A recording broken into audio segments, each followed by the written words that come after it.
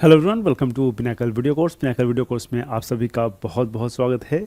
मुझे पूरी उम्मीद है कि आपकी पढ़ाई बहुत अच्छे से चल रही होगी और आप लोग भी बहुत अच्छे से होंगे। सो आज फिर से कुछ बेहतरीन प्रश्नों को डिस्कस करेंगे, चीज़ों को समझने का प्रयास करेंगे। हमारे एग्ज़ाम के दृष्टिकोण से जो भी महत्वपूर्ण बिंदु होंगे उन सब पे ख्याल करेंगे और कोशिश करेंगे कि इस क्लास में ही जो भी क्वेश्चंस हम लोग डिस्कस कर रहे हैं वो सारे क्वेश्चंस आपको बहुत अच्छे से याद हो जाएं। तो थोड़ी सी स्टोरीज वे में थोड़े से एनालाइज करके कुछ चीज़ों को याद करके बहुत सारी चीज़ों को हमें डायरेक्ट मेमोराइज करना पड़ता है, तो उसका भी प्रयास करेंगे कि क्लास में ही चीज़ें किसी न किसी ढंग से हमें याद हो जाए। ओके, सो आज की जो बुक है आपके सामने, आप सभी इस बुक को जानते हैं और आप सभी लोग इस बुक से बहुत फ्रेंडली हैं क्योंकि ये जो बुक है पिनाकल की सिग्नेचर बुक है। It is the most important book among the fraternity of SSC aspirants and one day exam aspirants. Okay, so the name of the book is General Studies 6500 plus TCS MCQs. Okay, so मुझे पूरी उम्मीद है कि आप सभी के पास ये किताबें होंगी। ठीक है, आप में से मैक्सिमम लोगों के पास ये बुक होगी।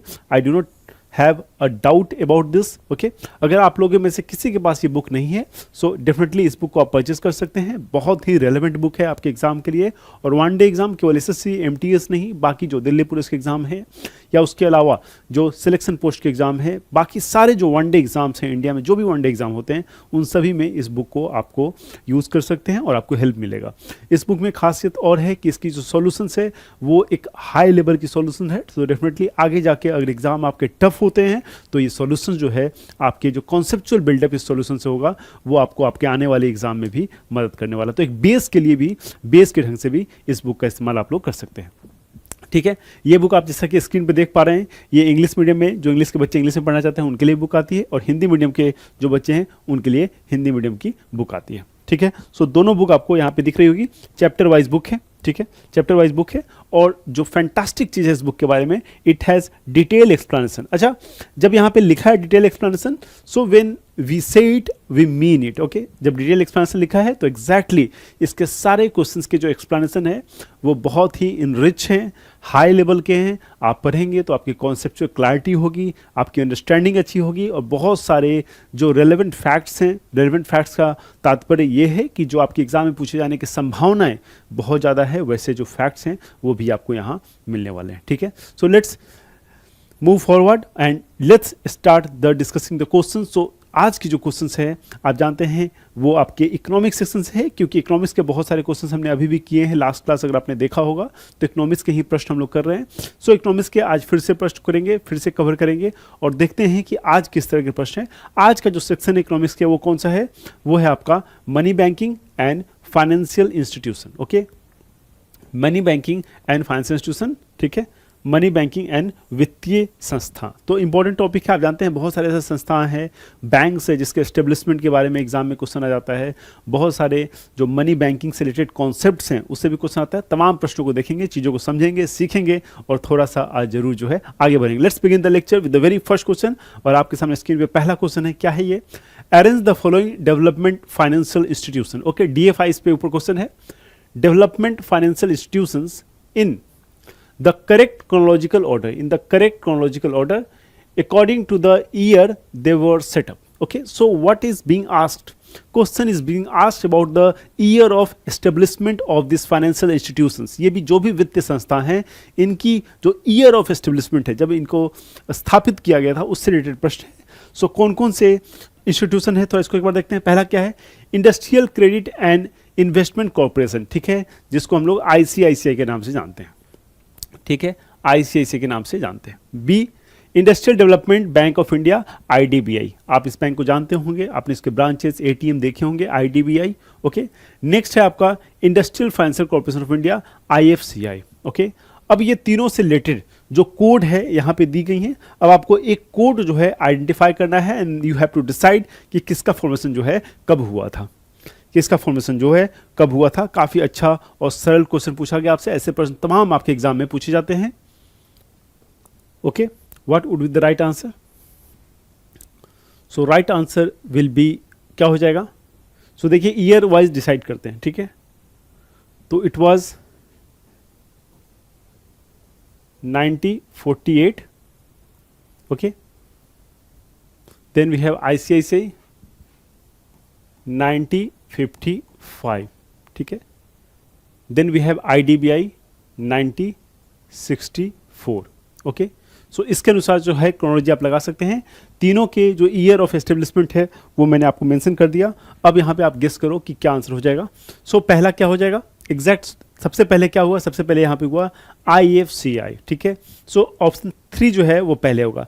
जैसे ही आप देखेंगे ऑप्शन 3 पहले होगा तो एग्जैक्ट जो है आंसर बी आपका निकल के आ जाएगा, बाकी कुछ देखने की जरूरत ही नहीं है, ठीक है। एग्जैक्टली आंसर बी जो है आप मार्क कर सकते हैं, ठीक है। यहाँ पे केवल अगर इसके बारे में आपको पता होता तो भी आपका आंसर जो है बहुत आसानी से निकल जाता, ठीक है। ओके,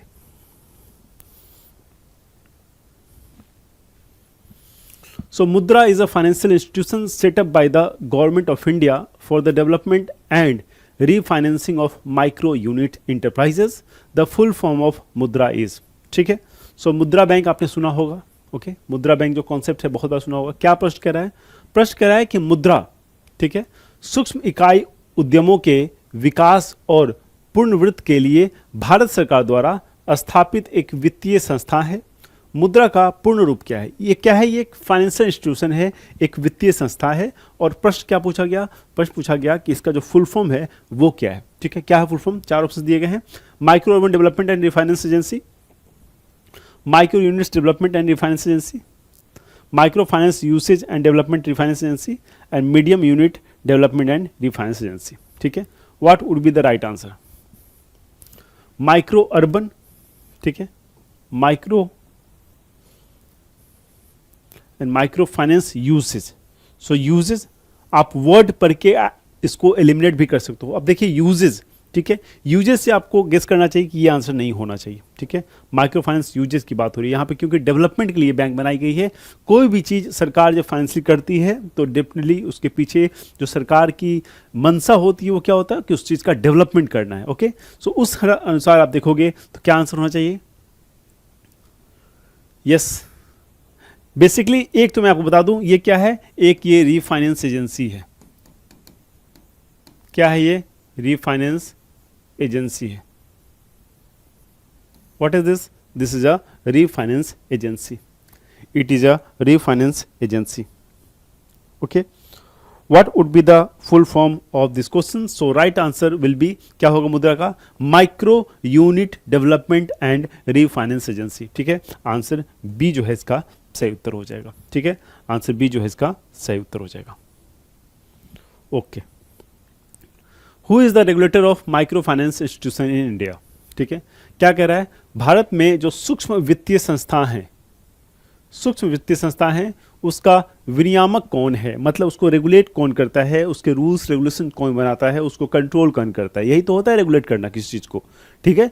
तो जो भी माइक्रो फाइनेंस इंस्टीट्यूशंस हैं, जैसे छोटे छोटे आप एरिया में देखोगे जो बहुत डेवलपिंग वहाँ माइक्रो फाइनेंस इंस्टीट्यूशंस काम करते हैं, बहुत सारे MFIs काम करते हैं, बहुत सारे जो स्रोत होते हैं पैसा का वो माइक्रो फाइनेंस जो है उसमें हेल्प करते हैं और वो एक स्रोत की तरह बरकरार हैं। वो डेफिनेटली जो हमारा फाइनेंशियल इंक्लूजन है, फाइनेंशियल इंक्लूजन मतलब जो वित्तीय सेवाएं हैं वो गांव-गांव तक पहुंचाने में माइक्रो फाइनेंस का बहुत बड़ा रोल है, ओके। लेकिन इसको कंट्रोल कौन करता है, 4 नाम दिए गए हैं, इसको कंट्रोल करता है, हमेशा ध्यान रखिएगा, इसको RBI कंट्रोल करता है, ठीक है, RBI कंट्रोल करता है।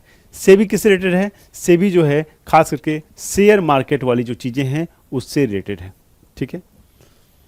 उसको शेयर जो मार्केट है उन सब चीज़ों को कंट्रोल करता है, ठीक है। नबार्ड जानते हैं, नबार्ड जो रूरल बैंक है वहाँ पे अपना कंट्रोल दिखाता है। और SBI के बारे में जानते हैं, ये it is the largest commercial bank, ठीक है, it is the largest commercial bank. Clear है, कोई दिक्कत नहीं, कोई परेशानी नहीं, clear, okay.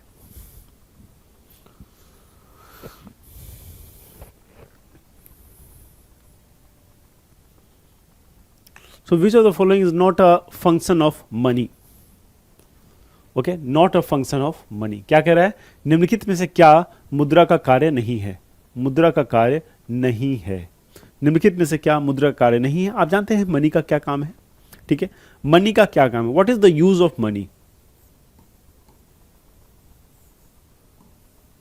What is the use of money, बहुत सवाल है, what is the use of money.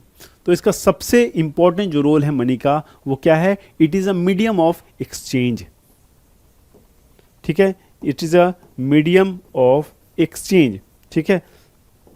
जब मैंने कहा it is a medium of exchange, तो आपने क्या समझा, क्या समझा? मीडियम ऑफ एक्सचेंज जब मैंने कहा, इसका मतलब है कि जब भी आप कोई चीज़ मार्केट में खरीदने जाते हो, तो जब चीज़ आप खरीदते हो तो उसके एवज में आप क्या देते हो, उनको पैसे देते हो। तो क्या हुआ, ये मीडियम ऑफ एक्सचेंज हुआ। कोई भी प्रोडक्ट खरीदते हो तो जो प्रोडक्ट खरीदने का जो प्रोसेस है उसको फैसिलिटेट, उसको सुगम और सरल कौन बनाता है? ये बनाता है money. That is what is called medium of exchange. ये सबसे इंपॉर्टेंट रोल है मनी का, ठीक है, सबसे इंपॉर्टेंट रोल है। प्रॉब्लम इन स्टोरेज, भंडारण की समस्या, measures of value, standard of deferred payment. Okay, so money कहाँ कहाँ काम आता है? सो क्या मनी स्टोरेज में कुछ काम आता है क्या? किसी के स्टोरेज में मनी का क्या काम है? सो राइट आंसर क्या हो जाएगा? राइट आंसर हो जाएगा बी, प्रॉब्लम ऑफ स्टोरेज, यहाँ पे मनी का कोई काम नहीं है। ओके, बहुत आसान सरल सा प्रश्न था ये।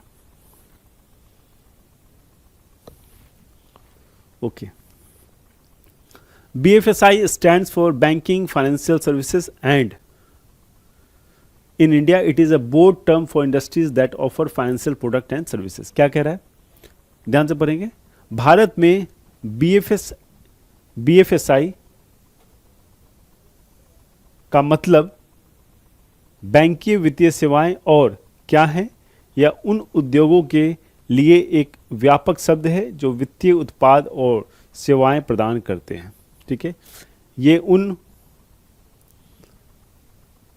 उद्योगों के लिए क्या है, एक व्यापक शब्द है जो वित्तीय उत्पाद मतलब फाइनेंशियल प्रोडक्ट्स और जो सर्विसेज हैं वो प्रदान करती हैं। फाइनेंशियल सर्विसेज और प्रोडक्ट जो है वो प्रदान करते हैं। बहुत सारी चीज़ें होते हैं फाइनेंशियल सर्विसेज, ठीक है, बहुत सारे सपोर्ट होते हैं जो फाइनेंस के होते हैं, जैसे उसमें एक इंश्योरेंस भी है। ठीक है, सो यहाँ पे क्या है, BFSI किसके लिए? चार ऑप्शन दिए हैं, inflation, investment, insurance and index fund. चार ऑप्शन दिए गए हैं, आप बताइए यहाँ पे क्या आंसर होना चाहिए।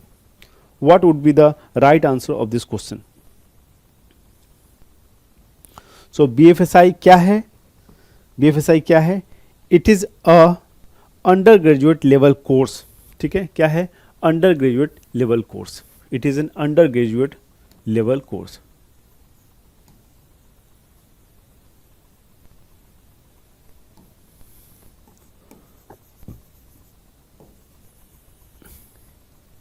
ठीक है, under level course. And here the I stand for banking, financial services and insurance. ठीक है, क्या है? ये है इंश्योरेंस, बीमा। Okay, clear? Let's move to next question. So M2 is one of the measurement of money supply. M2 is sum of M1 and okay. So क्या कह रहा है? आप जानते हैं मनी सप्लाई की जब हम बात करते हैं तो M1 से लेके M1, M2, M3 ऐसे बात करते हैं ना मनी सप्लाई की। सो आपको बताना है कि जब मनी सप्लाई की बात करते हैं तो जब हम M2 की बात करेंगे, सो M2 में क्या होता है? It is M1 plus. So M1 में क्या जोड़ देंगे तो M2 निकल के आ जाएगा। यही तो सवाल पूछा जा रहा है। क्या है? क्या M1 में saving deposit with post office को ऐड करना है? नेशनल सेविंग सर्टिफिकेट्स जो होते हैं क्या उनको ऐड करना है? कॉइन्स एंड करेंसी जो नोट्स होते हैं क्या उनको ऐड करना है? डिमांड डिपॉजिट्स होते हैं क्या उनको ऐड करना है? क्या ये चारों ऑप्शंस आपको दिए गए हैं। आपको बताना है कि M2 में क्या ऐड करेंगे। M1 बनाने के लिए M2 बनाने के लिए M1 में क्या ऐड करेंगे? सो M1 plus what? M1 plus what? ठीक है, मैंने बताया M1, M2, M3, M4 चार होते हैं। ठीक है, तो M2 निकालने के लिए M1 जो है, जो मनी 1 है उसमें क्या ऐड करेंगे? ठीक है, ये M4 यहां लिखता हूं, चार है ना, M4 तक है। ओके, सो क्या ऐड करेंगे? सो M1 में जब हम ऐड करते हैं जो भी पोस्ट ऑफिस के पास पैसे हैं, जो भी डिपॉजिट्स हैं, अगर वो ऐड कर देंगे तो क्या निकल के आ जाएगा? तो हमारा M2 निकल के आ जाएगा। ठीक है, क्या निकल के आ जाएगा? हमारा M2 निकल के आ जाएगा। क्लियर? हमारा M2 निकल के आ जाएगा। Clear? Okay, so which of the following is an institutional sources of credit in India? क्या कह रहा है? निम्नलिखित में से कौन सा विकल्प भारत में ऋण का एक संस्थागत स्रोत है? ऋण का मतलब भारत में जो लोन की फैसिलिटी है उसके लिए एक जो है इंस्टीट्यूशनल मतलब एस्टेब्लिश्ड संस्था है जो लोन प्रदान करता है। ठीक है, मनी लेंडर्स। तो मनी लेंडर्स इंस्टीट्यूशनलाइज हैं क्या, क्या उनको लाइसेंस है, क्या एस्टेब्लिश्ड है, क्या बिल्कुल नहीं। जो मनी लेंडर्स हैं वो क्या करते हैं, वो आर्बिट्री ढंग से जो है इंटरेस्ट चार्ज करते हैं। आपने सुना होगा 10%, 12% ऐसे चार्ज करते हैं। तो ये क्या है, ये इंस्टीट्यूशनलाइज नहीं है। कोई भी संस्थागत चीज़ें वो होती हैं जो एक एवरेज और एक अच्छे ढंग से काम को करती है। आर्बिट्री कोई चीज़ नहीं होती कि जो मन में आया सो कर लिए, इस तरह की कोई भी चीज़ें आपको वहाँ देखने को नहीं मिलेंगी। दूसरा है commission agents, traders and commercial banks. क्या कमर्शियल बैंक से बेहतर कोई ऐसा इंस्टीट्यूशन हो सकता है जो लोन देता है सही दर पे? क्या आंसर होगा? आंसर होगा कमर्शियल बैंक्स। ठीक है, answer will be commercial banks. Clear? Answer will be commercial banks. Clear? Okay, let's move to next question. So the minimum requirement of microfinance loans for NBFC minus MFIs is, ठीक है, क्या कह रहा है?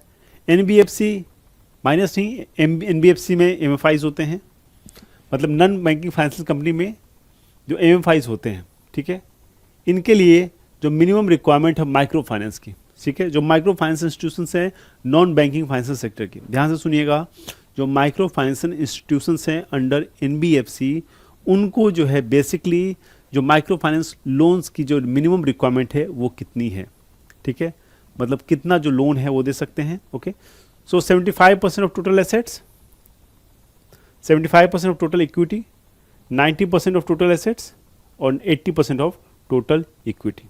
ठीक है, सो ये परसेंटेज जो है ये आपको याद होना चाहिए, तभी जो है इसका आंसर आप बता पाएंगे. क्या है इसका आंसर? इसका आंसर है 75% ऑफ टोटल एसेट. ठीक है, सो माइक्रो फाइनेंस इंस्टीट्यूशंस क्या होते हैं?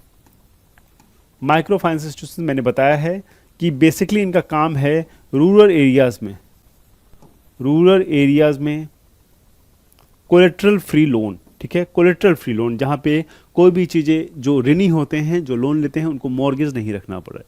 ठीक है, आप जानते हैं जो भी इंस्टीट्यूशनल लोन लेने का तरीका है वहाँ पे कुछ न कुछ आपको प्रूफ दिखाना पड़ेगा, तब जाके आपको जो है वहाँ लोन मिलता है.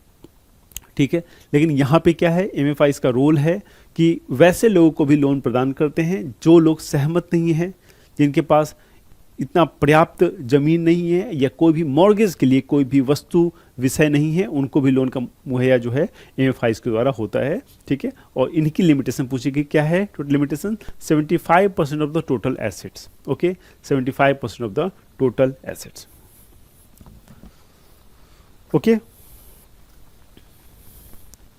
Let's move to next question. Which of the following was established on the recommendation of Hilton Young Commission? ठीक है, निम्नलिखित में से किसकी स्थापना हिल्टन यंग कमीशन की सिफारिश पे की गई थी? ठीक है, किसकी स्थापना जो है हिल्टन यंग की सिफारिश पे की गई थी? हिल्टन यंग कमीशन था और उसकी सिफारिश पे ही इसकी स्थापना की गई थी. Hilton young commission. ठीक है, तो आप सभी जानते हैं 1935 में एस्टेब्लिश हुआ. ठीक है, 1935 में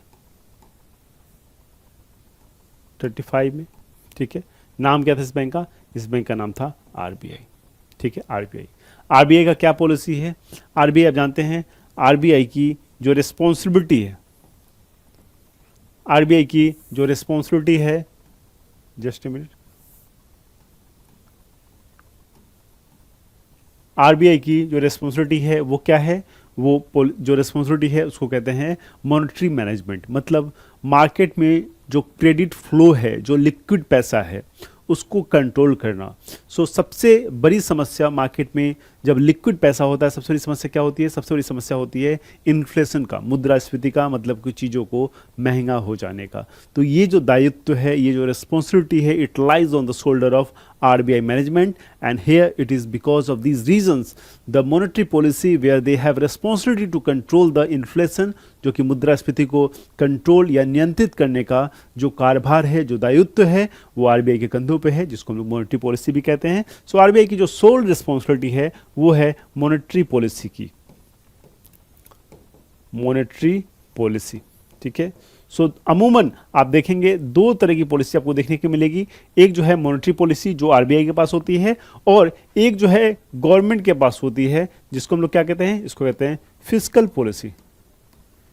क्या कहते हैं इसको, इसको कहते हैं fiscal policy, monetary policy and fiscal policy. ठीक है, monetary policy and fiscal policy, clear है, समझ में आएगी। तो मॉनेटरी पॉलिसी में आप देखेंगे आरबीआई चीज़ों को कंट्रोल करता है, बैंक्स को कंट्रोल करता है, बैंक्स को रेगुलेट करता है, और बैंक्स को रेगुलेट करने के लिए आप जानते हैं आरबीआई के पास दो टूल्स होते हैं, एक क्वांटिटेटिव टूल्स होते हैं और दूसरा क्वालिटेटिव टूल्स होते हैं। क्वांटिटेटिव टूल्स क्या होते हैं, जैसे कि मोरल सुएसन, समझाना बुझाना कि भाई ऐसे मत करो, प्रॉब्लम हो जाएगी, देश की अर्थव्यवस्था खराब हो सकती है, इस तरह की तमाम जो चीज़ें हैं वो किस में आती है, वो क्वालिटेटिव टूल्स में आती है। क्वांटिटेटिव टूल्स में क्या आता है, जैसे कि रेपो रेट हो गया, बैंक रेट हो गया, सीआरआर हो गया, एसएलआर हो गया, तमाम जो ऐसे रेट हैं वो सारे किस में आते हैं, क्वांटिटी में आता है। जिसमें क्वांटिटी में फेरबदल हो वो क्वांटिटी टूल्स, जिसमें क्वालिटी हो, समझाना बुझाना, तो वो सारे क्या हैं, वो सारे जो हैं वो क्वालिटी टूल्स है। ठीक है, तो ये जो है आरबीआई का फंक्शन है। ठीक है, बैंकर्स बैंक भी कहते हैं आरबीआई को, क्या कहते हैं, RBI is so called bankers bank. ठीक है, बैंकर्स बैंक क्यों कहते हैं, क्योंकि जब बैंकों की जरूरत पड़ती है बैंक की, तो वो कहाँ जाती है, आरबीआई के पास जाती है। ठीक है, और लेंडर ऑफ लास्ट रिजॉर्ट, मतलब क्योंकि लेंडर ऑफ लास्ट रिजॉर्ट मतलब गवर्नमेंट को ही पैसा देने का काम आरबीआई करती है, इसलिए आरबीआई को लेंडर्स ऑफ लास्ट रिजॉर्ट भी कहते हैं। ठीक है, मतलब अंतिम रूप से अगर आप किससे पैसा ले सकते हैं, किससे लेंगे, आरबीआई से लेंगे, क्योंकि आरबीआई क्या है, सेंट्रल बैंक ऑफ इंडिया है। ठीक है, ओके। सो माइक्रो क्रेडिट और micro finance is a novel approach. क्या कह रहा है, माइक्रो क्रेडिट और माइक्रो फाइनेंस, माइक्रो क्रेडिट और micro finance is a novel approach to banks with poor. Okay, तो ये सही बात है। In this approach bank credit is extended to the poor through. Question समझा आपने, एक बार फिर से क्वेश्चन समझते हैं, ध्यान से देखिएगा, please look at the board, ध्यान समझिए। सूक्ष्म ऋण या सूक्ष्म वित्त जो है गरीबों के साथ बैंकिंग करने का एक नया दृष्टिकोण है। ठीक है, जो ये माइक्रो फाइनेंस है और माइक्रो जो क्रेडिट है, ठीक है, माइक्रो क्रेडिट है सूक्ष्म ऋण और सूक्ष्म वित्त माइक्रो फाइनेंस, ये क्या है, गरीबों के साथ बैंकिंग करने का एक क्या है, एक नया तरीका है, एक नया दृष्टिकोण है। ठीक है, ये क्यों नया दृष्टिकोण है, इस पे बात करते हैं। अब क्या है, इस दृष्टिकोण में गरीबों को किसके माध्यम से बैंक ऋण प्रदान किया जाता है, मतलब जब गरीबों को लोन देने की बात हो रही है, ये नया एक दृष्टिकोण है गरीबों को लोन देने का। ठीक है, क्यों नया दृष्टिकोण है, क्योंकि ये जो है रूरल एरियाज में ज़्यादा लोगों को टारगेट करता है। ठीक है, रूरल एरियाज में, ग्रामीण जो इलाके हैं वहाँ पे ये ज़्यादा एक्टिव है। रीज़न बिंग क्या है कि ये कोलेट्रल फ्री लोन देते हैं। कोलेट्रल फ्री मतलब कोई चीज़ गिरवी रखने की ज़रूरत नहीं है। जो पुअर हैं, जो गरीब हैं, उनको लोन मुहैया पे ज़्यादा ध्यान दिया जाता है। तो इससे क्या होता है, इससे एक चीज़ और होता है, फाइनेंशियल इंक्लूजन। फाइनेंशियल इंक्लूजन, ठीक है, फाइनेंशियल इंक्लूजन जो है आपको यहाँ देखने को मिलेगा। इसलिए जो माइक्रो फाइनेंस है, इसका जो रोल है खास करके ग्रामीण इलाका में, जो रूरल एरियाज हैं, आप भी अपने गांव में देखिएगा, अगर आप गांव को बिलोंग करते हैं तो वहाँ देखेंगे आप कि छोटे छोटे जो माइक्रो फाइनेंस है, छोटे छोटे लोन है वहाँ पे बढ़ रहे हैं, मिलते हैं लोगों को, और बहुत सारे लोग जो है उसका सही इस्तेमाल भी करते हैं और अपने आर्थिक जो स्थिति है उसको इम्प्रूव करते हैं। ये सारे तमाम चीज़ें जो है आपको यहाँ देखने को मिलते हैं। ठीक है, सो माइक्रो फाइनेंस का जो रोल है ग्रामीण एरिया की जो फाइनेंस की स्थिति को ठीक करना, ये बहुत ही सराहनीय है और बहुत ही इंपॉर्टेंट रोल है। इंडिया के इकोनॉमिक फैब्रिक को ठीक करने में इनका बहुत बड़ा सहयोग है। ओके, सो आंसर क्या हो जाएगा इसका, किसके थ्रू ये लोन पहुंचाया जाता है, ये लोन जो है सेल्फ हेल्प ग्रुप्स के द्वारा किया जाता है। ठीक है, सेल्फ हेल्प ग्रुप, स्वयं सहायता समूह। क्लियर, स्वयं सहायता समूह, समझ में आ गई चीजें। Okay, let's move to next question. So what is known as aggregate monetary resources, निम्न में से किसे सकल मौद्रिक संसाधन के रूप में जाना जाता है, निम्न में से किसे सकल मौद्रिक संसाधन के रूप में जाना जाता है। सो एग्रीगेट मनी रिसोर्स, क्या कहते हैं इसको, इसको कहते हैं एग्रीगेट मनी रिसोर्स। बिल्कुल इसको याद रखिएगा, ये क्वेश्चन रिपीट होता है, यही टर्म यूज होता है, एग्रीगेट मनी रिसोर्स किसको कहेंगे। ठीक ठीक है। सो सारे फॉर्मूला दिए गए हैं। पहला फॉर्मूला क्या कहता है कि M1 plus saving deposit with post office saving banks, ठीक है। दूसरा कहता है M1 plus net time deposits of the commercial bank, ठीक है। Net time deposits with commercial. Net time deposit क्या होता है, ये जो है नेट टाइम डिपॉजिट का अर्थ होता है वो पैसा जो कुछ समय के बाद आपको मिले, ठीक है, उसको कहते हैं नेट टाइम डिपॉजिट। उसके बाद क्या है M3 plus total deposit with post office saving organisation excluding national saving certificate, ठीक है। उसके बाद क्या है currency notes plus coins held by public and demand deposits held by commercial banks, demand deposits held by commercial bank, ठीक है। क्या answer हो जाएगा, क्या आंसर हो जाएगा? बहुत अच्छा क्वेश्चन है। एग्रीगेट मॉनेटरी रिसोर्सेज का फॉर्मूला क्या होता है ये पूछा गया आपसे, ठीक है। एग्रीगेट मनी रिसोर्सेज का जो फॉर्मूला है वो आपसे पूछा गया। सो ये आपको मैंने बताया था, ये जो है ये क्या है, ये M2 है, ठीक है, ये M2 है। और सेविंग बैंक जो पोस्ट ऑफिस के हैं उसके डिपॉजिट को बनाते हैं तो सेविंग बैंक से, लेकिन वहीं पे M1 में अगर हम लोग कमर्शियल बैंक के टाइम डिपॉजिट को ऐड कर देते हैं तो उसको क्या कहते हैं, इसको कहते हैं एग्रीगेट मॉनेटरी रिसोर्सेस, मतलब सकल मौद्रिक संस्थान के रूप में जाना जाता है, ठीक है, संसाधन के रूप में जाना जाता है, ठीक है, रिसोर्सेस संसाधन के रूप में जाना जाता है। क्लियर है? ओके। सो जो भी फॉर्मूलाज वगैरह है सब याद करते चलिएगा, ठीक है।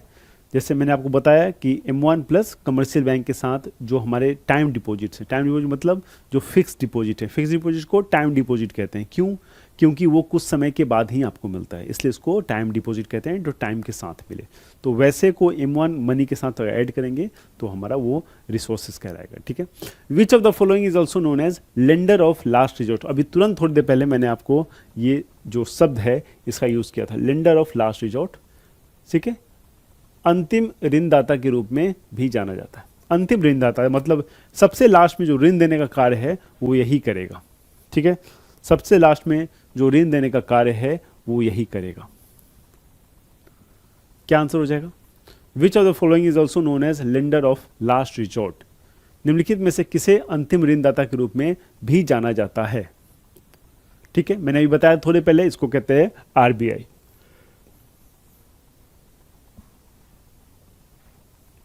सो RBI की पॉलिसी क्या है? मॉनेटरी पॉलिसी, मौद्रिक नीति।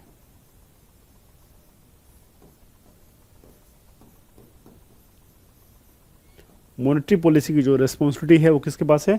वो है RBI के पास, ठीक है, वो है RBI के पास। क्लियर? RBI का जो हेडक्वार्टर है बॉम्बे में है, ये भी आप लोग याद रखिएगा। So the central bank may to discourage the credit in the economy. Okay, क्या कह रहा है? अर्थव्यवस्था में ऋण को हतोत्साहित करने के लिए केंद्रीय बैंक जो है वो क्या कर सकता है, ठीक है। Central bank may do to discourage the credit in the economy, ठीक है। सो अर्थव्यवस्था में ऋण उधार को हतोत्साहित करने के लिए केंद्रीय बैंक जो है क्या कर सकता है? ओके, सो ऋण को, ठीक है, तो अर्थव्यवस्था में ऋण उधार को हतोत्साहित करने के लिए, हतोत्साहित मतलब मान लीजिए कि लोन जो है बहुत अच्छे मात्रा में मार्केट में दिया जा रहा है, ठीक है, लोन्स का जो मात्रा है वो काफ़ी हाई है।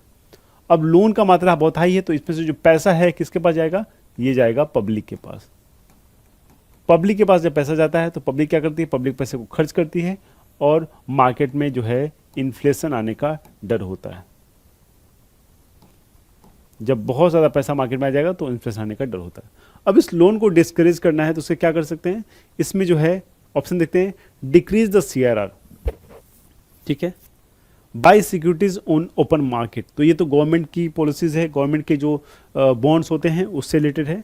रिड्यूस SLR, ठीक है, SLR को रिड्यूस करना और इंक्रीज द बैंक रेट। अच्छा देखिए, यहाँ पे डिक्रीज है, यहाँ पे रिड्यूस है, ठीक है। इससे क्या होगा? दोनों डिक्रीज रिड्यूस दोनों सेम चीज़ है। अब CRR और SLR क्या है? इसको जब रिड्यूस किया जाएगा तो बैंक के पास जो है पैसा और जाएगा, ये नहीं कि कम जाएगा, बैंक के पास पैसा और चला जाएगा।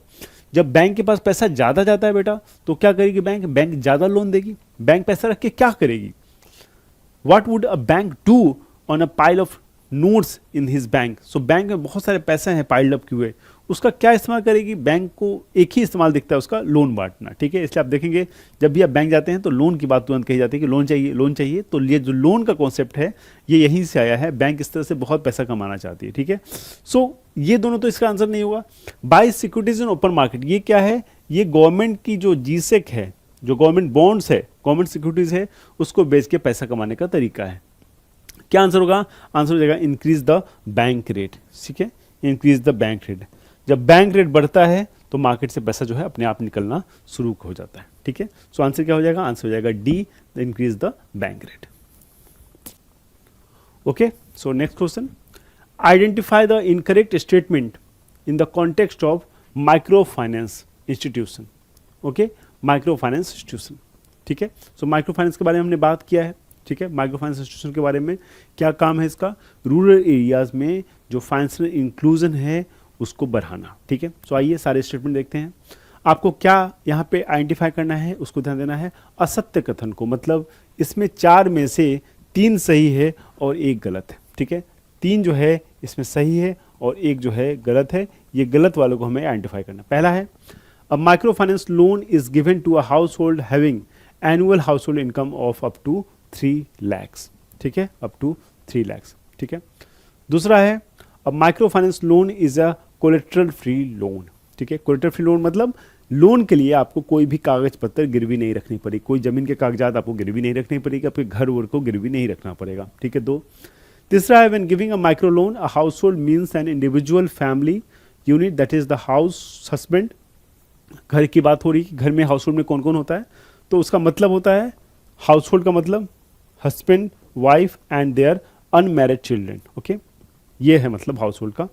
चौथा है, micro finance loan should be linked with a lien on the deposit account of the borrower. Deposit account of the borrower. Okay, deposit account of the borrower. So पहला एक ऑप्शन देखते हैं, पहला क्या कह रहा है? पहला कह रहा है माइक्रो फाइनेंस लोन जो है 3 लाख तक के लोगों को जो है, जिनकी इनकम है उनको मिलती है। ये बिल्कुल सही बात है। Okay, this is very true. ये क्या है स्टेटमेंट? ये सही है स्टेटमेंट है। दूसरा है, a micro loan is collateral free loan. ये भी बिल्कुल सही है। आपको ध्यान देना है, हमें यहाँ पे इनकरेक्ट पता करना है। 2 हमारे सही निकल गए। तीसरा है, when giving a micro loan a house hold means an individual, मतलब सूक्ष्म ऋण देते समय एक परिवार का अर्थ होता है एक व्यक्तिगत पारिवारिक इकाई, यानी कि पति पत्नी और उनके अविवाहित बच्चे। ये भी बिल्कुल सही है। गलत स्टेटमेंट क्या है? गलत स्टेटमेंट है कि माइक्रो फाइनेंस लोन को कह रहा है कि जो बोरोवर है उसके सेविंग अकाउंट से जोड़ देना। ठीक है, जोड़ देना, तो यही तो कोलेटरल हो गया, यही तो नहीं चाहिए। तो इसका जो रॉन्ग स्टेटमेंट है वो क्या हो जाएगा? वो हो जाएगा आपका डी। ठीक है, डी जो है इसका सही उत्तर हो जाएगा। क्लियर है? Okay, so which of the following committees was constituted to study the issues and concerns in the micro finance institution in 2010। ठीक है, 2010 में सूक्ष्म वित्त संस्थाओं और मुद्दों की चिंताओं का अध्ययन करने के लिए निम्नलिखित में से किस समिति का गठन किया गया था? ठीक है, so study and issue the concerns in the micro finance institution. ठीक है, जो माइक्रो फाइनेंस इंस्टीट्यूशन है 2010 में इस कमेटी का गठन किया गया कि जो माइक्रो फाइनेंस इंस्टीट्यूशन है, जो भी सूक्ष्म वित्त संस्थाएं हैं, उनके मुद्दों को डिस्कस और समझने के लिए, एक अंडरस्टैंडिंग डेवलप करने के लिए क्या क्या इशूज चल रहे हैं, इनके लिए क्या किया? मालेगांव कमेटी का, ठीक है, अपॉइंट किया गया था, मालेगांव कमेटी का। ठीक है, सो मालेगांव कमेटी ने इसको अच्छे से, जो माइक्रो फाइनेंस इंस्टीट्यूशंस हैं उसके जो भी इशू एंड कंसर्न है उसको अच्छे से इन्होंने जांच किया था। ठीक है, आंसर हो जाएगा C, Malegaon committee. Okay, which of the following is not one of the scheduled public sector banks in India? ठीक है, निम्नलिखित में से कौन सा जो है भारत में अनुसूचित सार्वजनिक क्षेत्रों के बैंकों में से एक नहीं है? ठीक है, एक नहीं है। Canara bank, UCO bank, Indian overseas bank और बंधन बैंक। 4 ऑप्शन आपके सामने हैं। आप जानते हैं शेड्यूल्ड बैंक्स,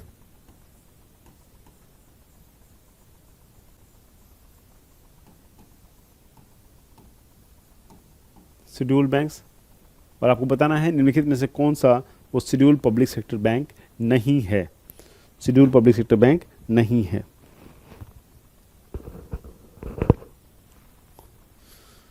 सो काफ़ी आसान है ये बताना। अभी अभी जो नया बैंक है वो कौन सा है, ये बंधन बैंक, और ये अभी शेड्यूल कमर्शियल बैंक नहीं है। ठीक है, आंसर क्या हो जाएगा, बंधन। बाकी जो कैनरा बैंक है, यूको बैंक है और इंडियन ओवरसीज बैंक है, this all are schedule banks. ठीक है, this all are schedule banks.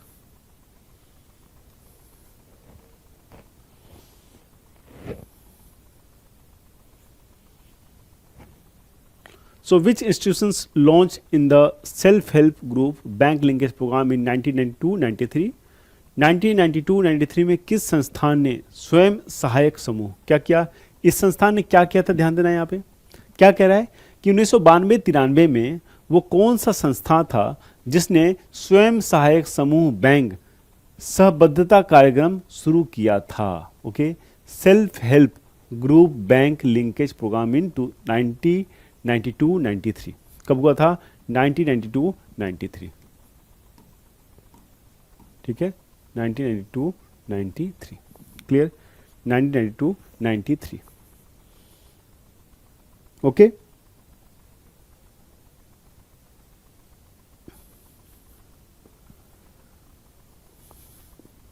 क्या आंसर हो जाएगा?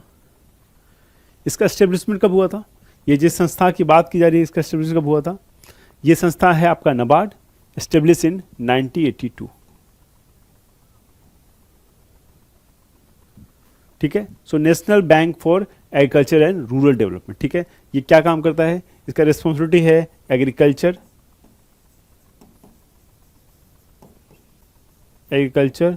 And rural development,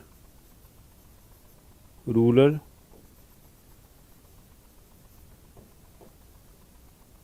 development. ठीक है, सो इस बैंक ने ही 1993 में क्या किया था, they have launched a self help group bank linkage programme. So इस प्रोग्राम के बारे में कभी पूछा जाए कि self help group bank linkage programme किसने शुरू किया था, हमेशा ध्यान रखना है नबार्ड ने शुरू किया था। नबार्ड एस्टेब्लिश कब हुआ था, 1982 में। ठीक है, कब हुआ था, 1982 में। नबार्ड की रिस्पॉन्सिबिलिटी क्या है? नबार्ड की रिस्पॉन्सिबिलिटी है जो भी एग्रीकल्चर फील्ड में और रूरल फील्ड में डेवलपमेंट है वो करना। ठीक है, वो किसकी रिस्पॉन्सिबिलिटी है? वो है नबार्ड की। Okay,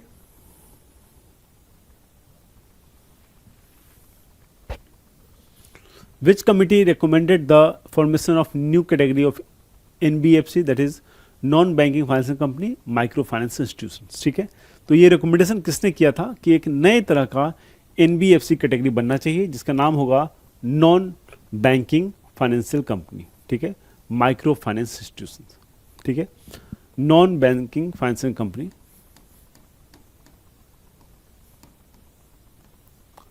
MFI, micro financial institution. किसने किया था?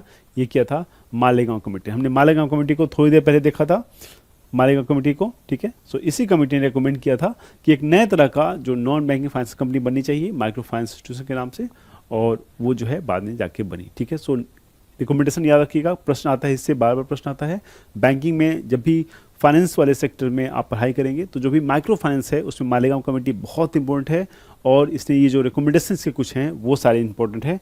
इन सारे रिकमेंडेशन को याद कीजिएगा, आपको मेमोराइज करना पड़ेगा।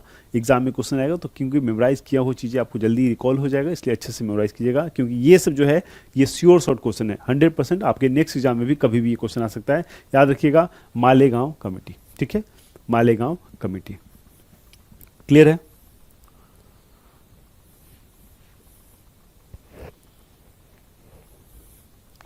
So which of the following was the first microfinance institution in India established in 1974? ठीक है, क्या कह रहा है? निम्नलिखित में से कौन सा संस्थान वर्ष 1947 में भारत के प्रथम सूक्ष्म वित्त संस्था के रूप में स्थापित किया गया था? भारत का पहला माइक्रो फाइनेंस इंस्टीट्यूशन जो है वो वैसे एस्टेब्लिश किया गया। इनमें से कौन सा वो इंस्टीट्यूशन है? वो कौन सा इंस्टीट्यूशन है जिसमें भारत में पहली बार माइक्रो फाइनेंस इंस्टीट्यूशन के रूप में स्थापित किया गया? क्या आंसर हो जाएगा? इसका आंसर हो जाएगा सेवा बैंक। काफ़ी पॉपुलर है सेवा बैंक, और भारत का पहला अगर माइक्रो फाइनेंस इंस्टीट्यूशन की बात करें तो वो हमारा कौन था? वो था हमारा सेवा bank. Clear? Okay. As of 2022, what was the highest denomination currency notes printed by Reserve Bank of India? ठीक है, 2022 तक की बात करें तो अभी तक का सबसे बड़ा नोट, हाईएस्ट डिनोमिनेशन, सबसे बड़ा नोट जो है कौन सा प्रिंट हुआ है? 2000, 10,000, 5,000, 20,000। 2000 नोट आपको लग रहा होगा कि यही आंसर है, क्योंकि 2000 नोट आप लोगों ने देखा है। आपके समय में तो 2000 ही आया हुआ था।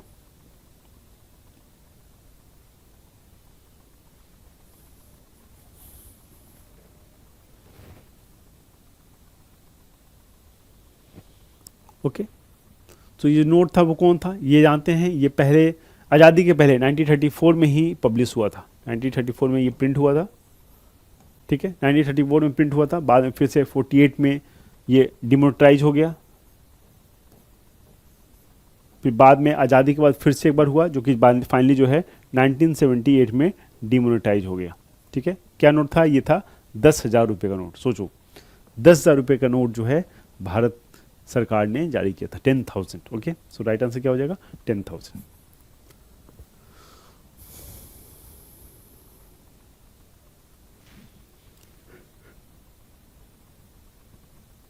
For a bank the main liability is the, ठीक है, क्या कह रहा है? मतलब एक बैंक के लिए मुख्य देनदारी क्या होती है, मतलब क्या उसको लौटाना पड़ता है, ठीक है। सो एक बैंक के लिए जो मेन लाइबिलिटी है, जो देनदारी है, ठीक है, लाइबिलिटी है,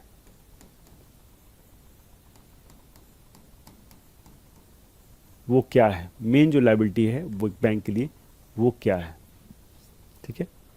मेन जो लाइबिलिटी है एक बैंक के लिए वो क्या है, ठीक है। डिपॉजिट्स, क्या उसके पास जो जमा पैसे हैं क्या वो लाइबिलिटी है क्या? कि मुझे भाई तो भाई ये जमा पैसे लौटाने हैं, ये लाइबिलिटी हो सकता है। ओके, दूसरा है इकोनॉमिक रेंट, जो आर्थिक लागत है, जो आपकी इकोनॉमिक रेंट है, वो जो एसेट्स हैं बैंक के पास, बैंक के पास भी एसेट्स होते हैं, बैंक बिल्डिंग हो सकती है, कुछ भी हो सकता है। उसके बाद है जो लोन्स, जो लोन देते हैं क्या वो देनदारी है क्या? नहीं। क्या होगा? सबसे जो मेन देनदारी होती है बैंक के पास वो क्या होती है? डिपॉजिट्स होते हैं, क्योंकि बैंक में आप जो पैसे जमा करते हैं आप कभी भी उसको निकाल सकते हैं, ठीक है। तो बैंक को इसके लिए हमेशा तैयार रहना पड़ेगा कि ये पैसा कभी भी मेरे से मांगा जा सकता है, ठीक है। आंसर क्या हो जाएगा इसका? आंसर हो जाएगा डिपॉजिट्स यानी कि जमाएं, डिपॉजिट्स यानी कि जमाएं। क्लियर?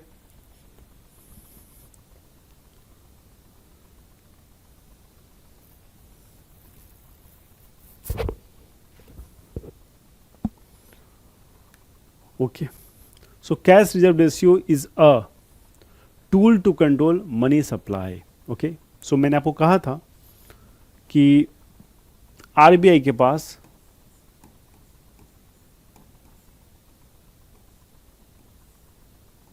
क्या टूल है मॉनेटरी पॉलिसी के?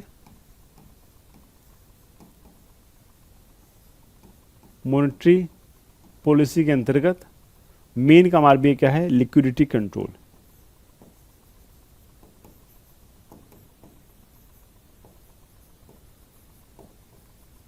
लिक्विडिटी कंट्रोल, ठीक है, लिक्विडिटी कंट्रोल, ठीक है।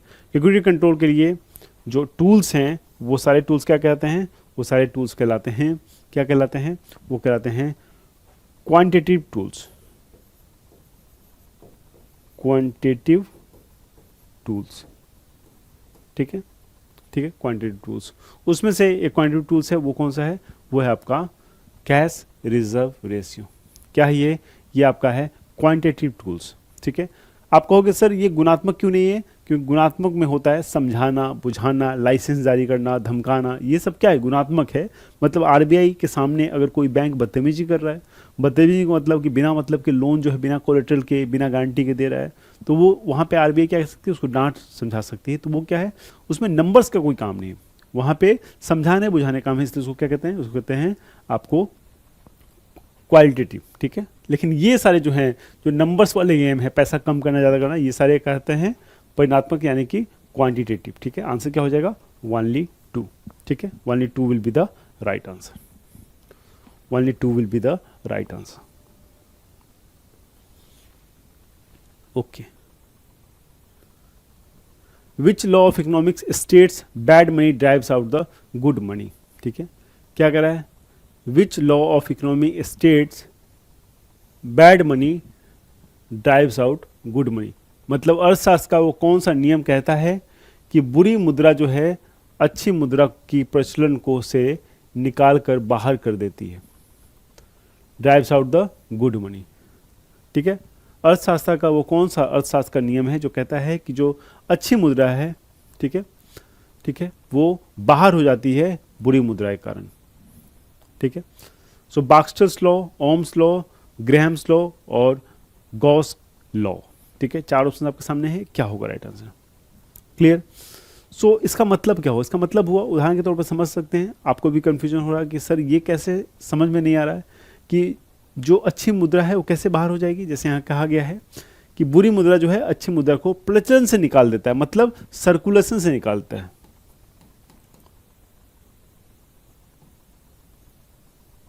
सर्कुलेशन से निकाल देता है।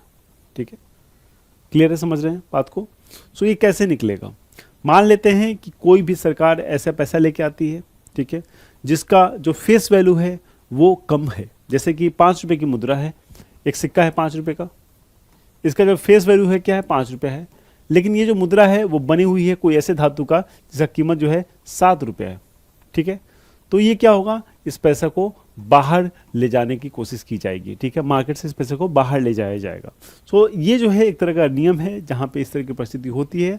बहुत बारी ऐसा होता है कि बहुत सारे अच्छे सिक्के होते हैं, मान लीजिए कि कोई मेटल के कॉइन्स हैं या कुछ इम्पोर्टेंट ऐसे कॉइन्स हैं या ऐसे पैसे हैं जिसकी जो फेस वैल्यू है वो तो कम है, लेकिन उसकी जो मेन वैल्यू है, रियल वैल्यू है, उसकी जो मेटल की रियल वैल्यू ज़्यादा होती है। तो इस स्थिति में ऐसा कह सकते हैं कि जो बैड मनी है वो जो सही मनी है उसको बाहर कर देगा because of the change in the value. Okay, so ये नियम किसने दिया था? इसको दिया था ग्रेहम्स ने। ठीक है, ग्रेसम ने इसका रूल को दिया था। ठीक है, सो ग्रेसम का नियम जो है इसका राइट आंसर हो जाएगा। ठीक है, Gresham law is the right answer.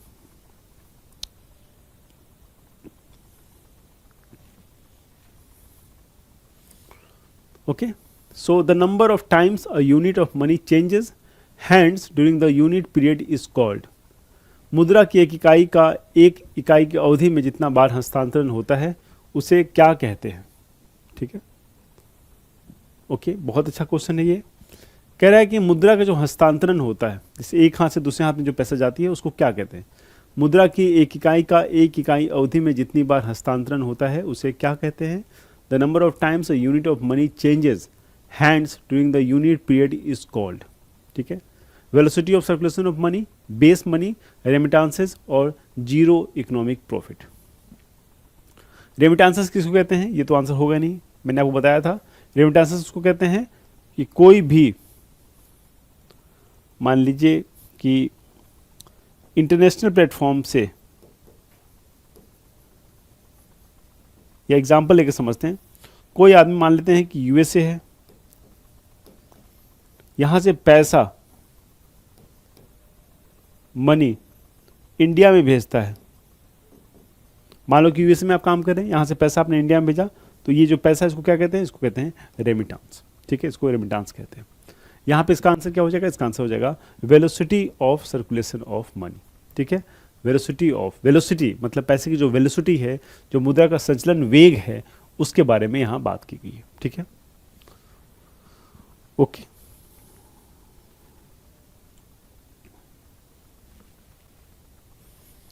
Okay, which among the following is the oldest joint stock bank in India? ठीक है, क्या कह रहा है?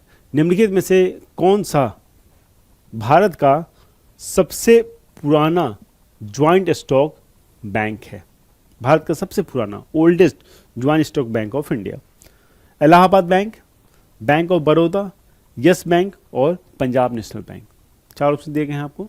Allahabad bank, bank of Baroda, yes bank और पंजाब नेशनल बैंक। सो ओल्डेस्ट ज्वाइंट स्टॉक बैंक। ठीक है, ओल्डेस्ट ज्वाइंट स्टॉक क्या होगा? What could be the right answer? Oldest joint stock bank. ठीक है, अगर एक थोड़ा हिंट दूं तो मैं क्या कहूं, ये बना था 1865 में। कब? 1865। क्या आंसर हो जाएगा बताइए? 1865 में oldest joint bank of India. What could be the right answer? तो way back in 1865 the right answer क्या होगा? सही उत्तर है इलाहाबाद बैंक। क्या है उत्तर बेटा? इलाहाबाद बैंक। सो ओल्डेस्ट जो बैंक है वो कौन सा है जॉइंट स्टॉक बैंक? वो है इलाहाबाद बैंक, ठीक है। सो राइट आंसर हो जाएगा इलाहाबाद बैंक, ठीक है। और इसी के साथ आज की जो प्रश्न है, टोटल 25 क्वेश्चन यहाँ समाप्त होते हैं। मुझे उम्मीद है कि आप लोगों ने कुछ सीखा होगा, कुछ फैक्ट्स फिगर आपको यहाँ जरूर मिले होंगे। इन सारे फैक्ट्स को याद करने की कोशिश कीजिएगा, आपके एग्जाम के दृष्टिकोण से काफ़ी इंपॉर्टेंट है, महत्वपूर्ण है और आपके एग्जाम में जरूर पूछे जाने की संभावना है, ठीक है। अपना बहुत बहुत ख्याल रखिए, पढ़ाई करते रहिए और टेस्ट जो है लगातार लगाते रहिए, लगातार टेस्ट लगाते रहेंगे तो ही जाके इसका जो बेनिफिट है आप तक पहुँच पाएगा, ठीक है। अपना ख्याल रखिए, मिलता हूँ फिर से नेक्स्ट क्लास में, फिर से 25 क्वेश्चन को डिस्कस करेंगे, फिर से समझेंगे, सीखेंगे। 6500 की बुक जो है उसको सारे को टेस्ट की तरह लगाते रहिए। मैं जब फिर से आऊँगा तो फिर से आपको क्वेश्चन डिस्कस करूँगा, लेकिन तब तक 6500 में से जो भी क्वेश्चंस आपके हैं वो सब लास्ट ईयर क्वेश्चन है। एक अच्छा अनुभव आपको होगा आपके एग्जाम के बारे में, एक अच्छा एक्सपीरियंस आपको होगा, क्योंकि सेम क्वेश्चन है जो टीचर्स पूछती है, तो उसको जरूर सॉल्व कीजिए, देखिए इसका जो लाभ है आपको कैसे मिलता है। अपना बहुत बहुत ख्याल रखिए, मिलता हूँ नेक्स्ट क्लास में। Till then please take care, bye bye.